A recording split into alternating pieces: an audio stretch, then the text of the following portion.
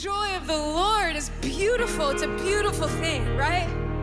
That's what we're praying for you this season, what we're praying for ourselves, is that you know the joy of this season, the joy of the Lord, the joy of your salvation, the joy of Christmas, right? In Isaiah, it says that the people walking in darkness have seen a great light. We are the people of light today because we have a Savior, and his name is Jesus. That's why we have joy today. In every season, in every circumstance, that we can say beyond that, in the depths of our heart and the depths of our soul, we are a people of joy. Because our salvation is firm. Our salvation is secure today because of what Jesus has done for us. And in order for the cross to happen, his birth had to happen, right? And so it all starts here.